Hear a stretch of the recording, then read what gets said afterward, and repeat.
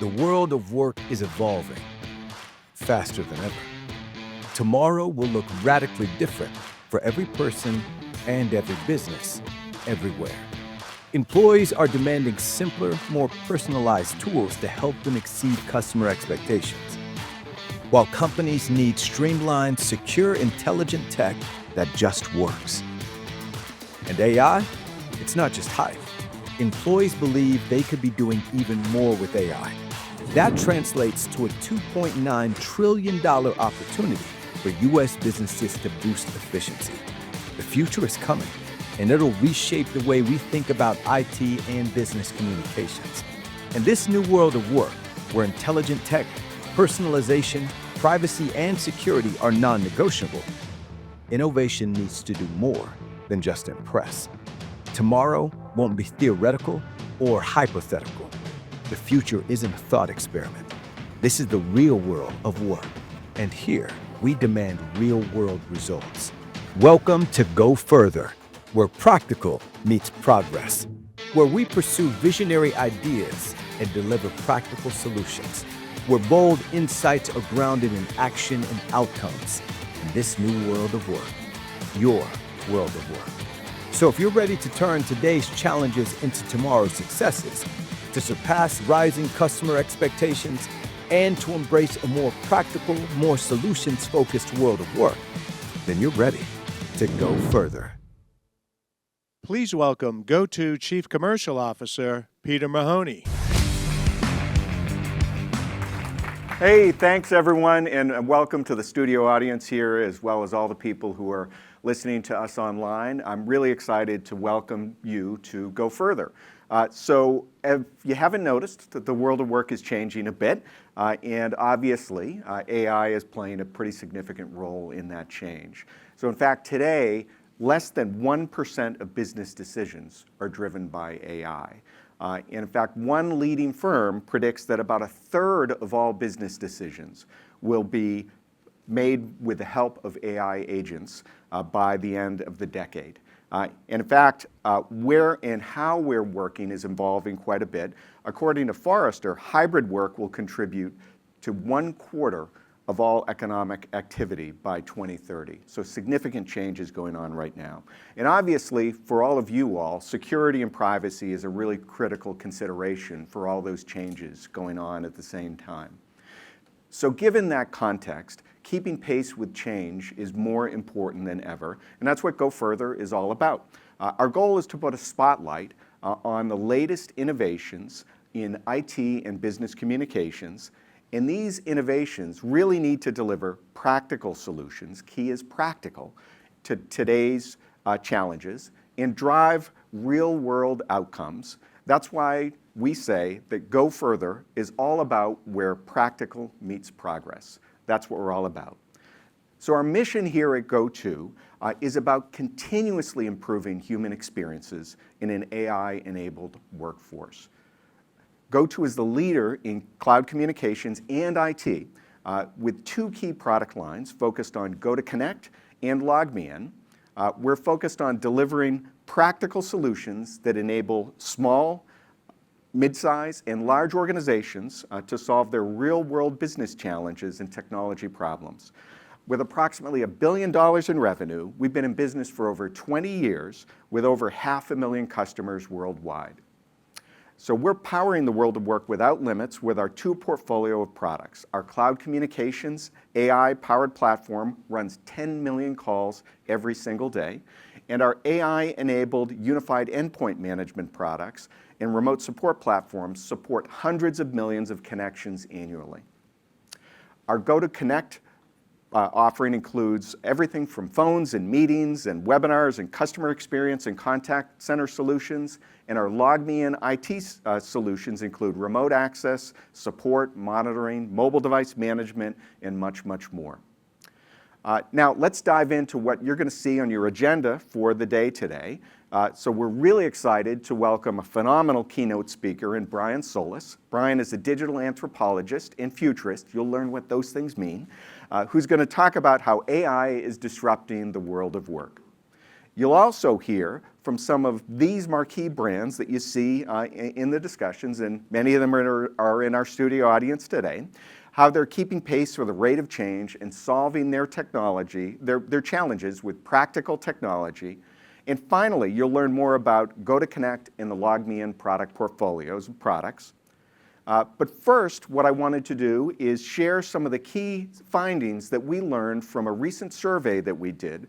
And to help with that, I'm going to invite Neha Merchandani, our VP of Corporate Marketing, to join me. So Neha, welcome aboard. Thank you, Peter. Again, I'm going to stay here and heckle for a few minutes. So Neha, go ahead. He's got a great role. He's my boss, so he gets to do that. Just this morning, we announced via a press release the survey findings of our 2025 Pulse of Work survey. And we're excited to share the findings with you all today. Ready? Great, yes. I can't wait, it says. We should dive in. Let's do it. All right, well, first let me share some context on the methodology so you know who we surveyed. We surveyed 2,500 global workers. It was an even split between employees and IT decision makers. And this was across various sizes of companies from small, mid-size, and large enterprises. And we did this across 10 countries around the world.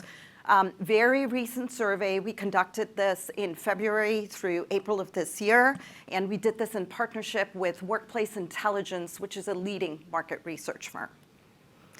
This year's survey is focused on, any guesses? AI. Well, I'm not surprised. How could it be anything else, of course? So it's pretty in-depth, as I understand. So tell us a little bit more about it. Yes, absolutely. So it is in-depth. We asked over 50 questions. We were trying to delve into various topics related to AI. What does the current state of AI look like? Is AI overhyped? What's real? Are people misusing AI in any way? Is there an adoption gap? Do companies have AI policies and the right training and guidelines in place? And how are they measuring ROI? Well, you've asked all those questions. Now let's talk about some of the results. Perfect. So a key theme that surfaced in the survey was that despite high levels of utilization of AI tools, 62% of employees feel that AI is significantly overhyped. And when I saw that first, and Neha, you shared that release message with me, and I was a little bit surprised. So can you explain what you mean by overhyped? Because again, I think it's underhyped in a way, but apparently the world thinks differently. So explain. Yeah, we led the survey respondents a little bit. So when we asked whether they felt AI was overhyped, we specifically provided some examples. We said, has AI been falsely portrayed as being the answer to every business problem, as providing more value and ROI than it actually does, as taking over everyone's jobs? I know that's been a big headline in the news, and as being error-free and always better than humans, which we know it is not always. The other key reason why this could be is that because a vast majority of workers are saying that they're not using AI to its full potential. And with 86% saying that. IT leaders, on the other hand, are a little bit more optimistic, with less than 50% saying that AI is significantly overhyped. So why aren't workers using AI to its full potential, I guess is the question we should ask, right? Great question. Yeah. Well, overall, there seems to be a lack of understanding of how to use AI practically. 82% of employees admit that they're not very familiar with how to use AI in their day-to-day jobs.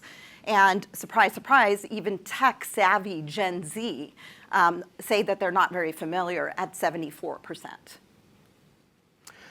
Yet there's a disconnect with IT believing only half of their employees aren't familiar with the practical usage of AI. So that's a big issue. And there's a bit of a theme around these disconnects between IT and employees that we're seeing. Yeah, in several places, for sure. Now, this is a number that I really want all of you to sit up and pay attention to.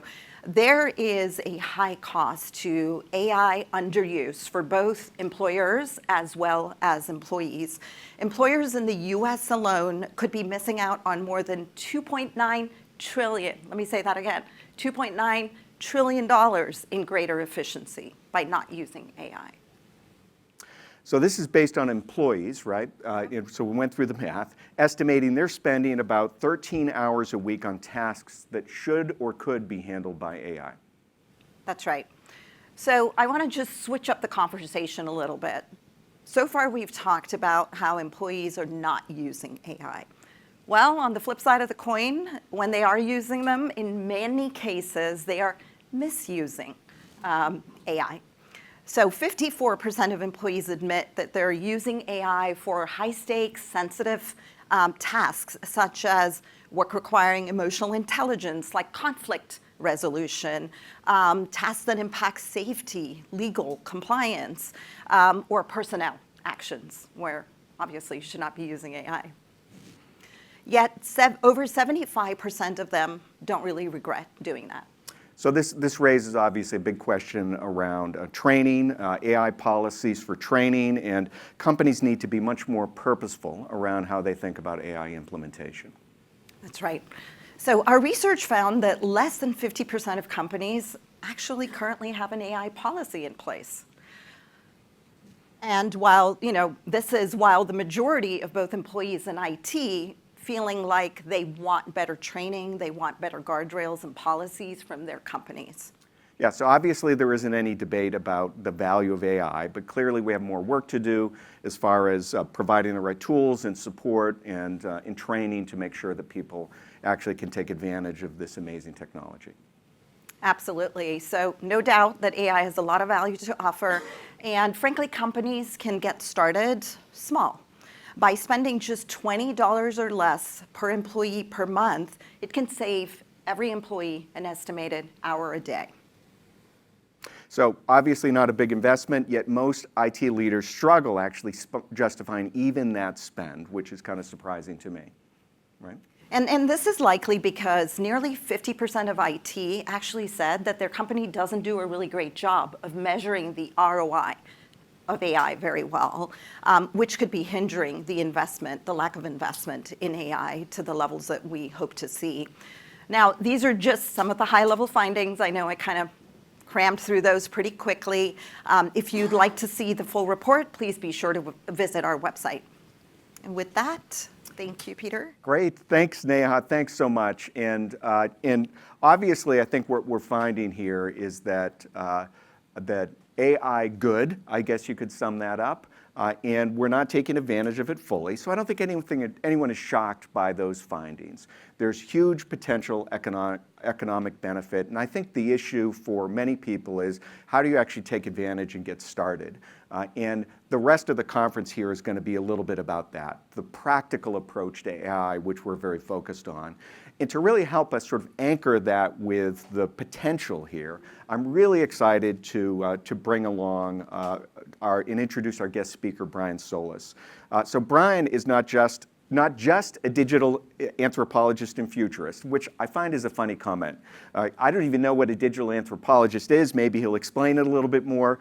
But he's a global trailblazer, helping businesses reimagine what's possible in the digital age. As the head of global innovation at ServiceNow, a key partner of ours, obviously, and obviously key partner for many of the people in not only in the studio here, but also across listening in the world. He advises leaders across the world and authoring groundbreaking research. And actually, Brian started his career as a research analyst. He's been named alongside people like Bill Gates and Richard Branson as one of the original LinkedIn influencers. And today he's here to share exclusive advice and learnings about how AI is reshaping the future of work. So please help me welcome Brian Solis to our stage. Brian, welcome aboard. Great to see you. Thank you. Good morning. I did have a lot of fun reading the report, so thank you for sharing it in advance because it helped inspire what we're going to talk about today. Nothing says the future of AI like PowerPoint slides, so hope you're all ready to go for a ride. I did actually use AI for this slide. It's the only slide where you'll see that there's design prowess because of AI, so thank you very much. I think that one was Meta AI. So in my role, I spent a lot of time My whole career, I've spent a lot of time working with C-suites to help inspire or inform digital transformation, but also to help understand what each role within the C-suite needs to reimagine in terms of their responsibilities, their potential, their opportunity, all because this isn't just about new technology, this is about transformational technology. And to explain, Peter, what an anthropologist and a futurist does, on the research side, I study how technology affects human behavior, how we change as a result. And then as a futurist, I look at the coming technologies, the roadmaps, to understand then how behavior or how markets or how employee expectations or customer expectations will play out over time so that C-suites can make decisions from a business standpoint and also a technological standpoint how to meet those needs ahead of time. And it's interesting because, believe it or not, the market for a futurist and an anthropologist isn't as big as it might sound because no one knows what they do, but also because most decision makers make decisions at the moment of impact. So they're not looking ahead. They're always looking in the rearview mirror. And I think that this quote sums up why we have to start looking to the future, because things aren't just changing, things are being disrupted. We don't know what we don't know until it happens. This is Vinod Khosla. He's one of the most storied venture capitalists in Silicon Valley, and he said, most businesses have no clue what's about to hit them in the next 10 years when most rules of engagement will change. I read something like that online, and of course it stops me in my tracks, and I say, well, what does he mean by that? What rules of engagement are changing? What do most businesses not understand? And then he followed it up with another vague post, which was only 200 people in the world he believes understand what's about to happen. So now I'd like to think it's 201 because I spent time understanding what does he mean by the rules of engagement. And what he's basically saying is how we work, how we buy, and how we make decisions are fundamentally going to control Alt-Delete. As we start to recognize the power of these new AI tools, we will start to unlock potential that we've not yet explored. And there's a reason why practical AI becomes more important now than ever, because we have to build a strong foundation in what we're going to do moving forward. Anybody in the room use Microsoft Copilot? All right, all of us. Fantastic. I did not use it in the design of these slides, but I want to give you an example.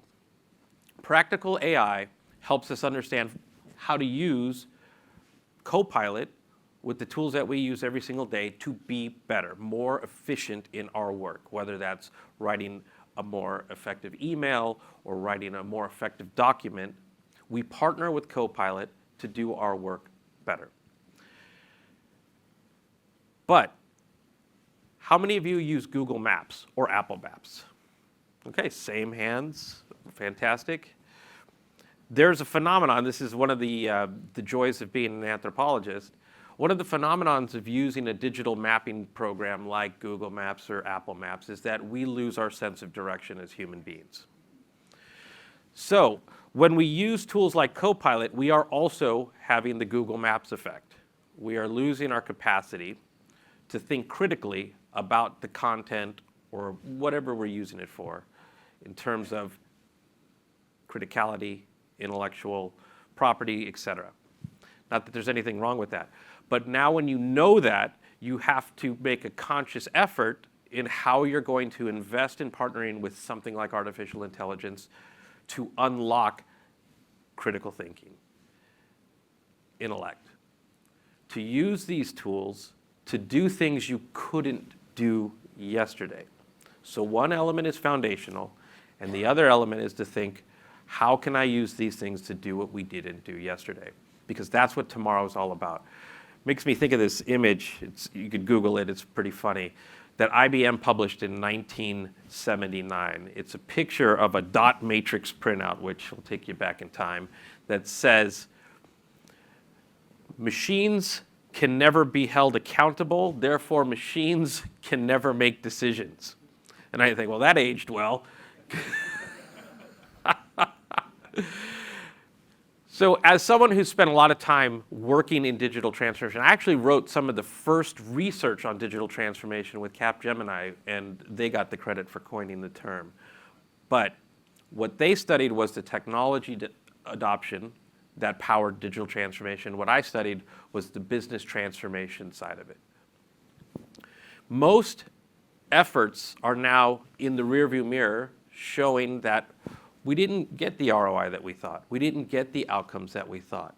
And the reason why is because we weren't actually trying to transform our business. We were investing in cloud and mobile and all of these technologies to digitize existing processes, existing workflows, to optimize our future. And like that is the right exact thing to do. But we also have to realize that these technologies, especially AI, they're transformative. And when The Economist publishes an article like this with a headline that says, "What happened to the artificial intelligence revolution?"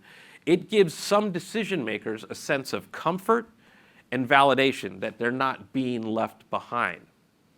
But in reality, what a headline like this does is it misleads decision makers in recognizing the potential and the role that they play in what ROI looks like for AI, what the potential looks like for AI. As an analyst, and even as a futurist, I've never seen anything as potentially disruptive. And that could be a good thing, or it could be a bad thing, it's all a matter of perspective, as AI. And there's two kinds of ROI I'm thinking about. There's the one that we all know, which is return on investment. And then there's return on ignorance. What's the cost of not dreaming bigger? What's the cost of not thinking differently? And as I got a chance to learn in the GoTo report that was published today, 77% of IT decision makers are challenged to prove out these investments. In fact, just recently, I presented to investment bankers about the power of AI. And let me tell you, talking to investment bankers is absolutely different than talking to IT or business decision makers. So what I did in preparation for that event was I spoke with venture capitalists. I spoke with investment bankers. I learned their language of how they justify investments, especially when they're making investments in the unknown, to have a financial conversation about what returns can look like. And in that process, I realized that I didn't use terms like technology as much as I thought I would. We talked about outcomes. We talked about opportunities, and we attached numbers to those outcomes and opportunities. And it made sense. Let me back up here. I don't want to overlook this. The biggest barrier to scaling is not employees, but leaders who are not steering fast or big enough. This is the consensus of about 20 to 30 research reports I've just read in the last few months, including my own research. That's the power of the message here today, that practical AI gives you the fluency, the literacy, and also the capacity to see the immediate potential in where you can drive efficiencies.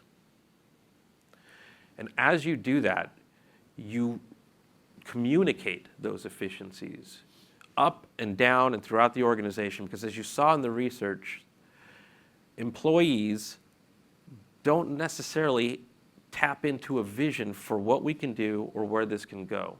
Someone's got to fill that gap. Someone's got to advise on the governance. Someone's got to advise on the ethics, because business decision makers don't know what they don't know. And so that leaves an opportunity for IT to reimagine the role that it plays moving forward, not just in AI, but the potential for AI to drive business transformation.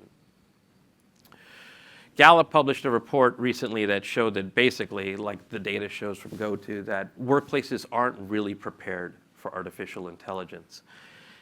Most studies that I have read show not only do they not have preparation for AI, but there's a massive gap between where the vision for AI is going to take the company and what I can do as an employee with artificial intelligence.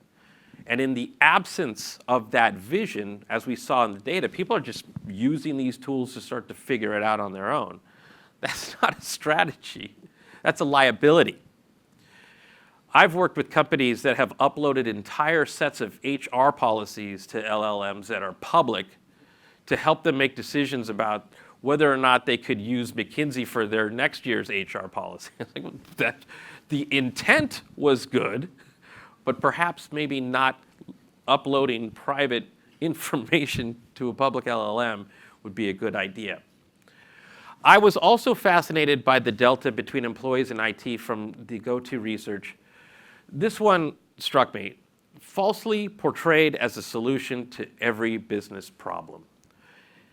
64%, 53% employee to IT. It's pretty close, actually. But the fact that IT is up there at above 50%, this is where vision comes in. So I have a lot of experience lately in not just working with companies and helping them to see the potential. I have to also work with companies to unlearn what they think they know about technology and business to relearn new opportunities, because AI is a solution to every business problem. Just ask it. Now, whether you get the right answer back, that's a different thing. But just the exercise of collaborating with this technology helps you understand how to get a new mindset around ROI. Because we see numbers that say, well, not only is AI overhyped, but maybe it's promising to deliver greater ROI than it actually does. Well, this is true. It is not delivering the ROI that we had hoped. The economists told us so. But all ROI is tied to the returns you want to get out of it. I'm a big fan of Peter Drucker, and he likes to talk about efficiency. So think about that as practical AI, and effectiveness. And we think about this as, how do we think bigger? Because if our roadmap is limited to practical AI, we won't unlock the full potential, not only of AI, but the ROI of AI.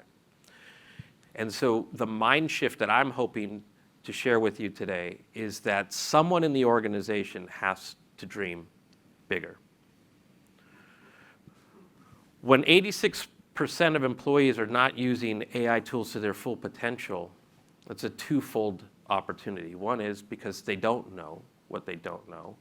And the second is that leadership is not demonstrating how to unlock this potential. And in the absence of that, you get things like fear, anxiety, uncertainty, or ethical considerations of using AI for things that you probably shouldn't be doing. There's vision, and then there's vision. And when we look at the delta between employees in IT or employees in C-suites, there are some real-world practicalities that we have to address. All of these things are important. We have to prioritize them accordingly. But that means that we need a new type of decision-making trust within the organization. One of which IT doesn't just play the enabling part, or the deployment part, or the management part, but also the strategic part. What are our next steps? What are our priorities? Whether we call this a center of excellence or an AI advisory trust, I know companies that have both of those things because they're navigating so many things so quickly, and it's all so important. So I believe that if you're waiting for someone to tell you what to do, you're on the wrong side of innovation. And this is that moment where we don't know what we don't know. And when we don't know what we don't know, we lean on what we do know. It's just human nature. And when we lean on what we do know, we tend to limit our potential, especially with something as powerful and as creative as artificial intelligence. And I say creative, not because it's a human being, but because it can help us unlock imagination. It can help us do things we didn't do yesterday. And that's really the definition of innovation. It's the ability to create new value, whereas iteration is doing what we did yesterday better today and tomorrow more efficiently, scalable, less expensive, hopefully with greater impact. And so when we think about digital transformation as digitizing yesterday's work, how do we think about transforming work tomorrow? Because that's innovation, that's unlocking new value. And someone's got to envision this potential.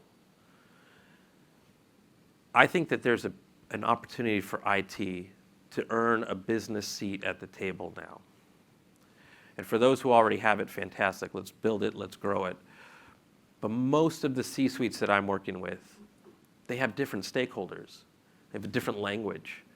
This is some research that we just published at ServiceNow. It's called the AI Index. It's publicly available to download. But I wanted to share with you some highlights. I spent the last 2 years studying how companies are and are not maturing with AI. I did the same thing with digital transformation. And what we found was that not only are there some bits of progress being made throughout the organization, we found that it wasn't concerted.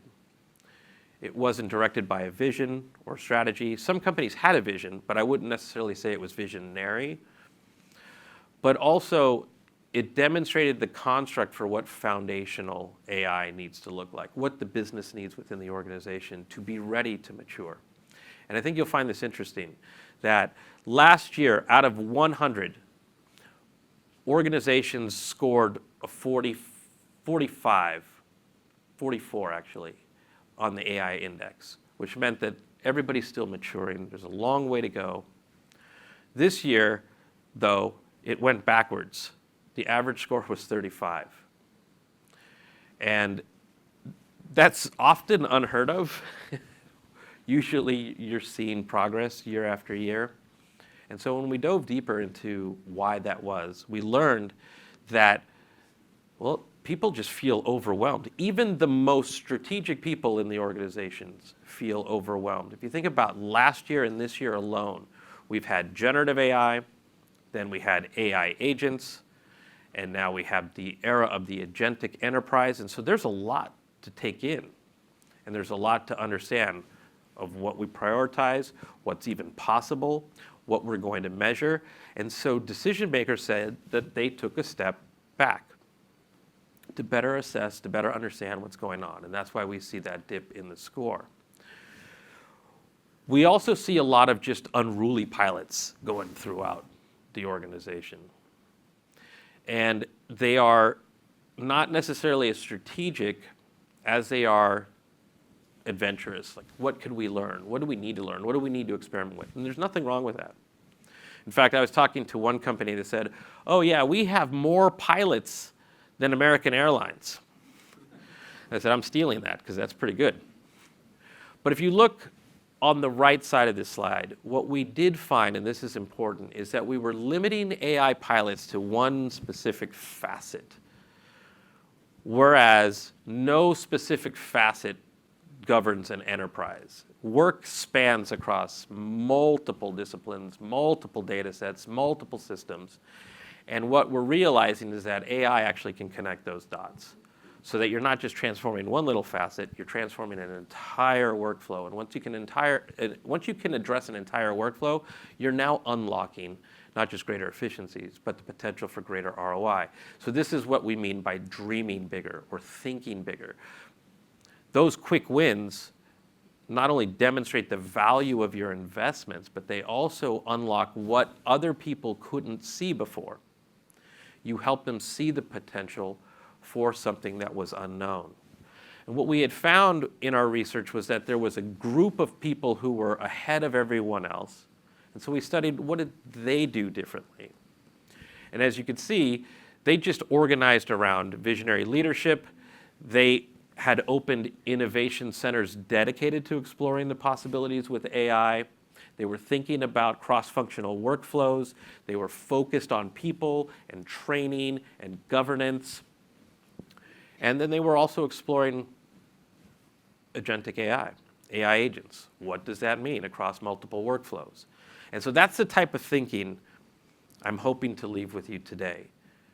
There's a saying that I use to inspire my work, that the electric light bulb did not come from the continuous improvement of candles.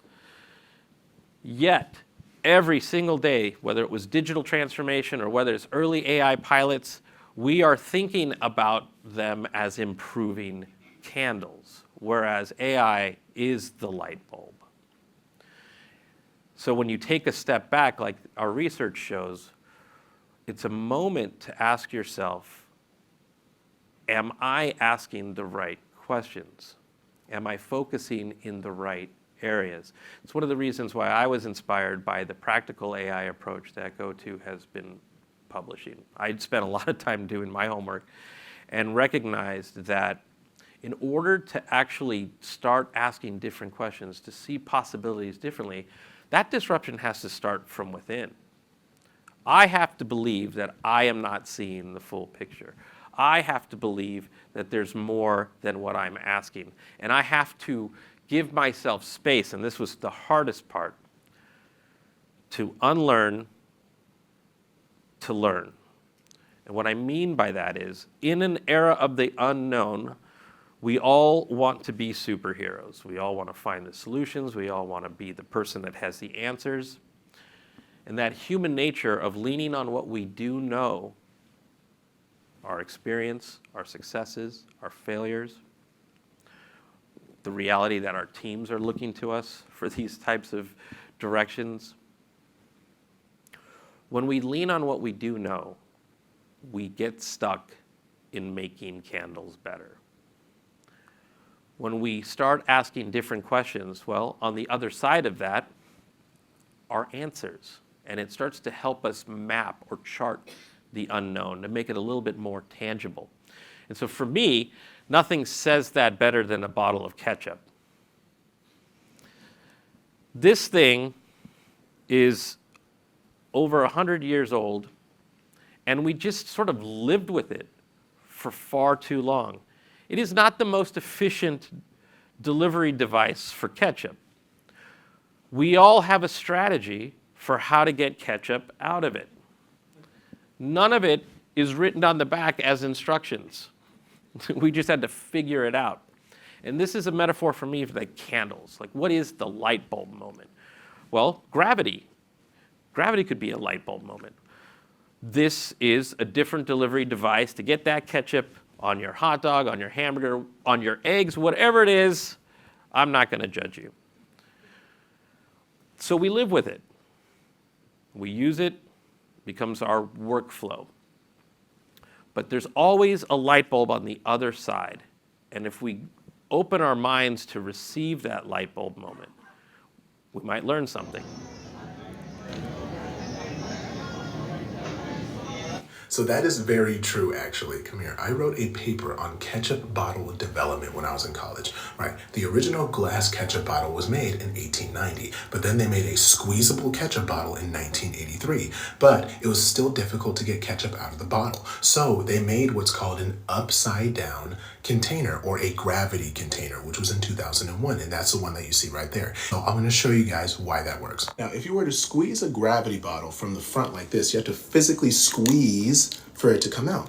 But if you were to squeeze the bottle from the sides and then release, all the pressure is going to push out the ketchup on its own. So take a look. I squeeze the sides, it just releases like that, super easy. How many of you knew that? All right, 2. Excellent, excellent. PhDs over here in ketchup. Fantastic.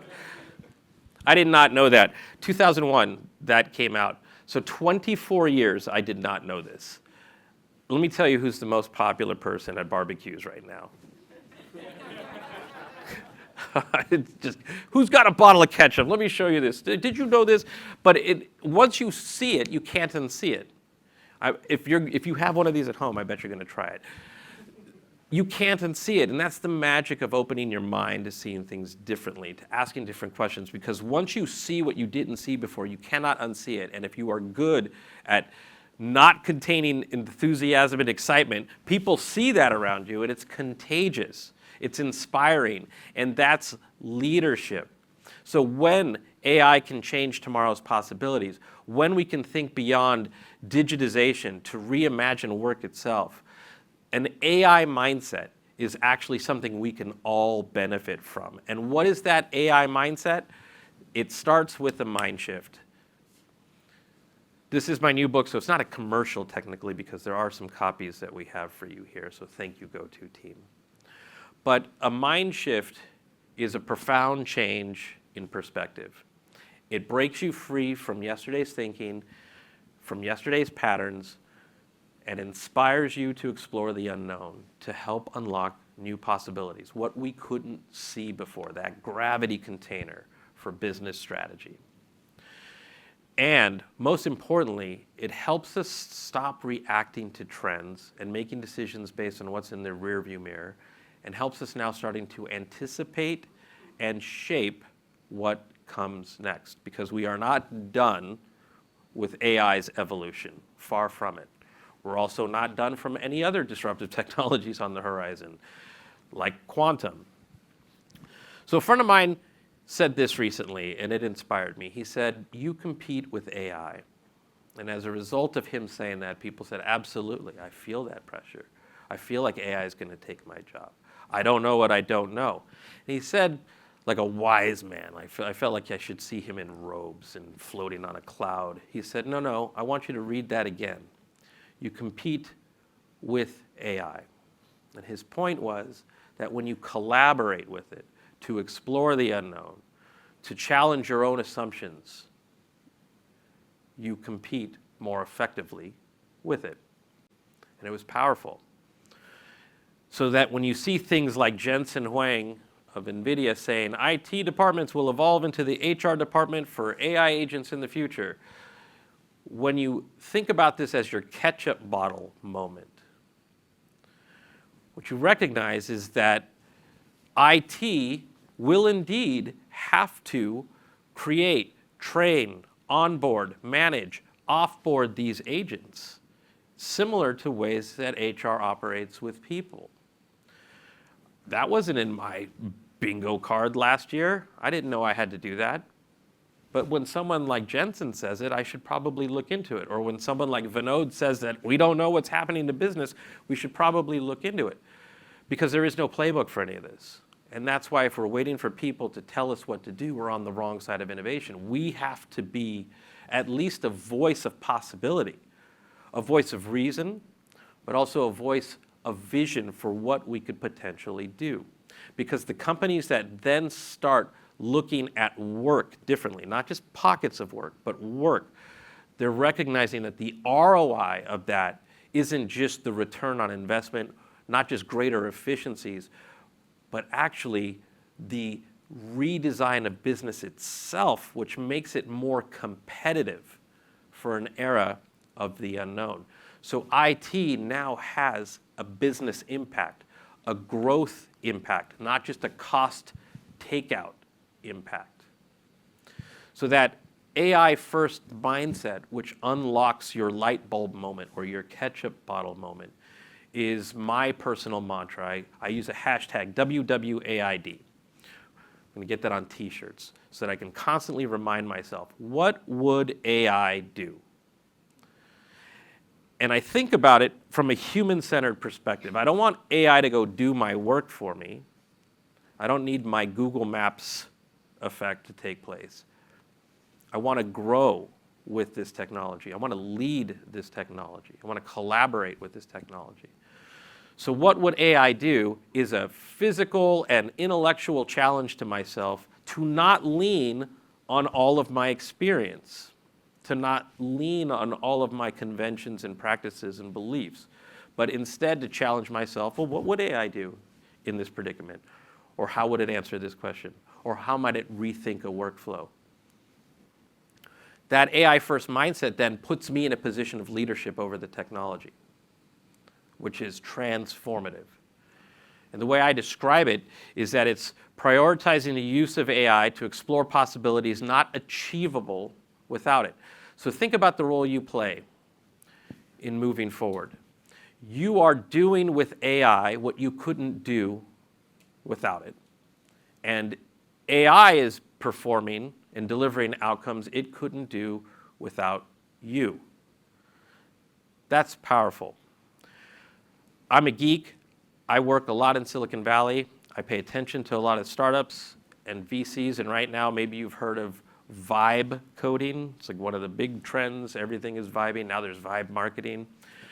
And I was doing some research on vibe workers, which is essentially, I guess, the AI equivalent of knowledge workers.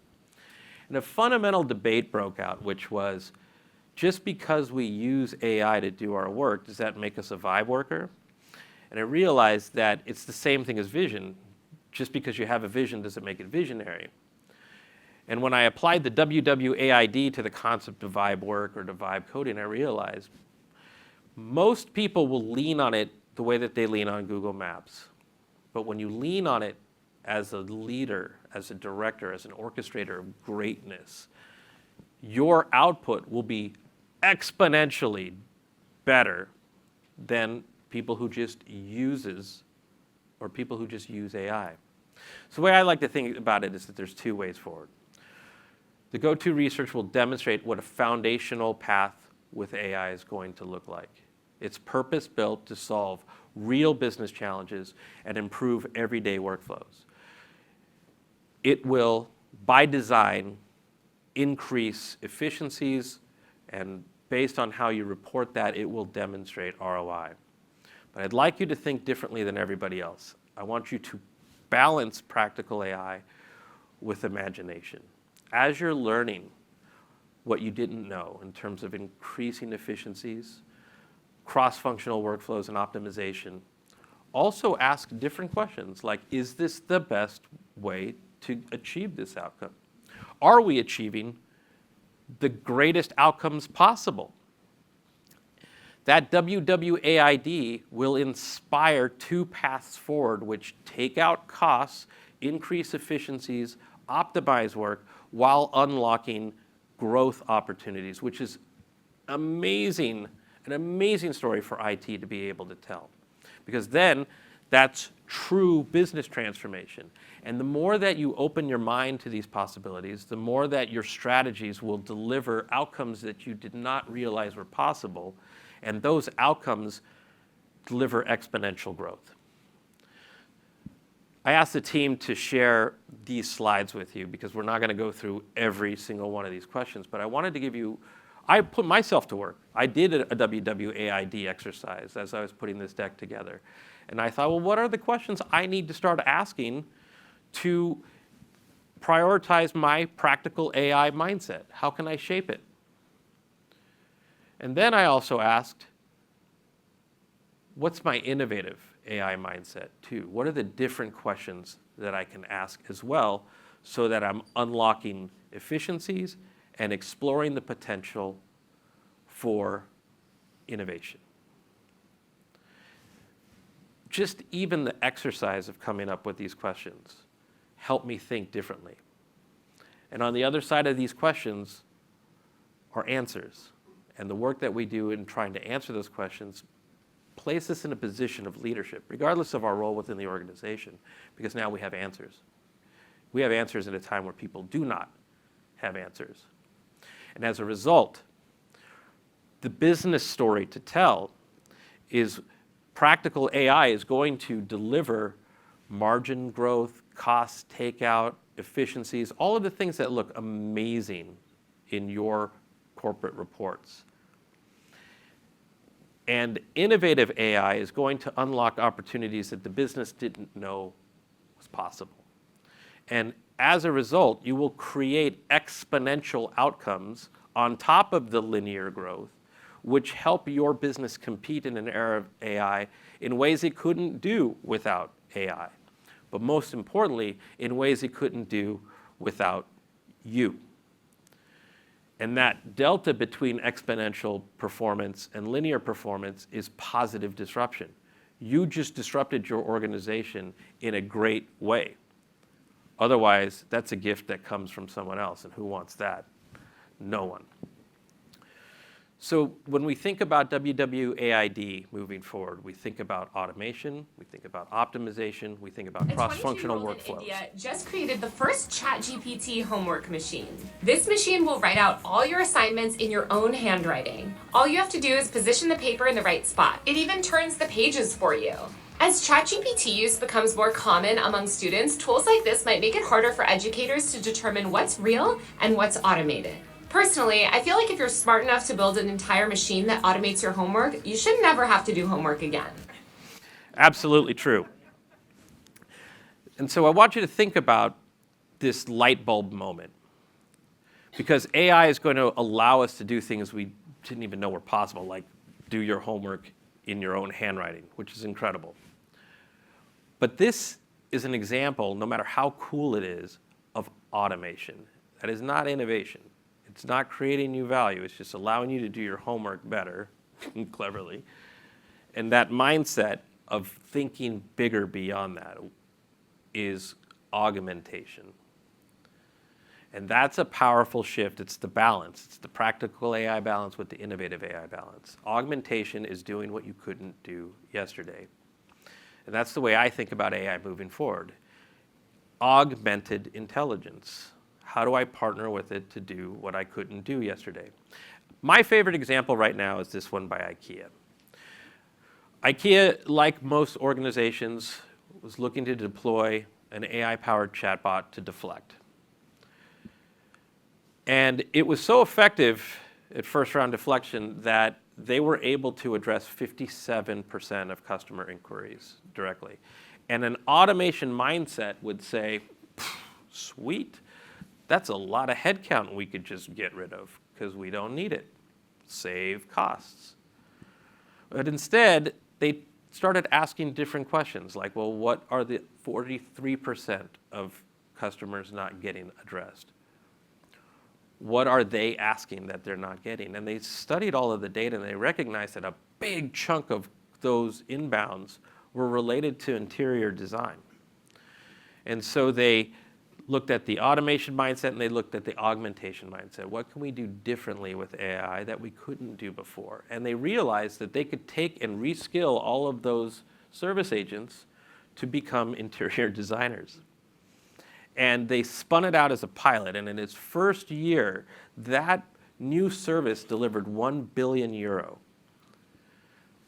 Cost takeout, growth, all made possible by this business and technology partnership.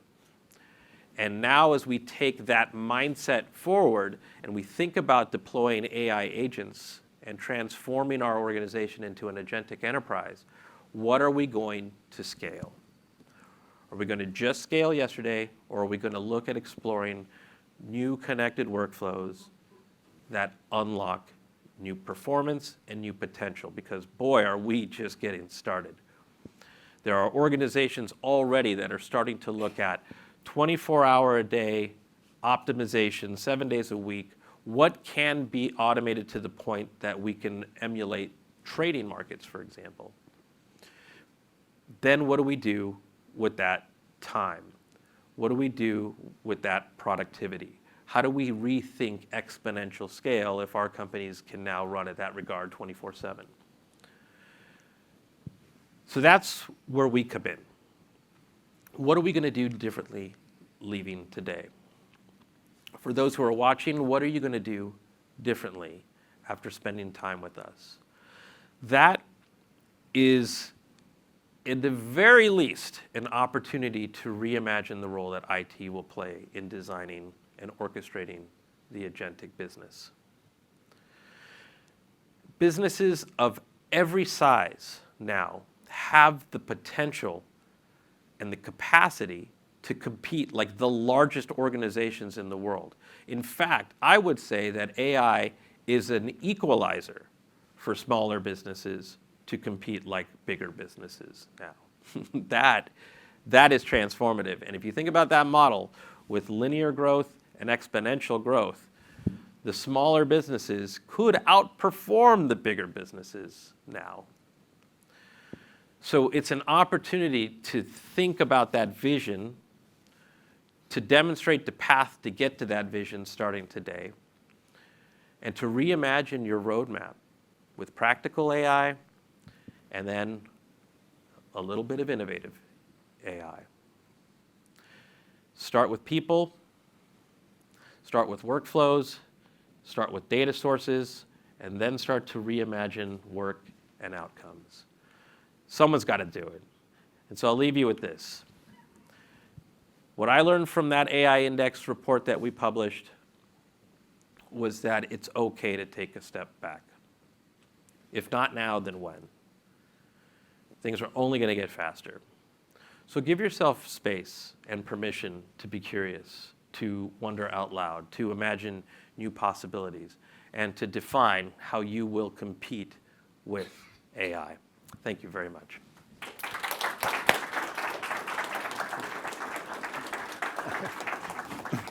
Great. Thank you so much, Brian. That was really amazing. And what I loved about that is that Brian shared with us sort of the world of possibilities. And if you think about it, the whole conference today is about where practical meets progress on the path to these possibilities. I like that because it's alliterative.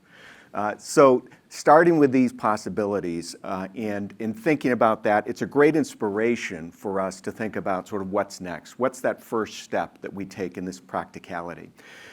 So I'm going to close our opening session now, but sit tight for just a minute because we're going to navigate you to what's next.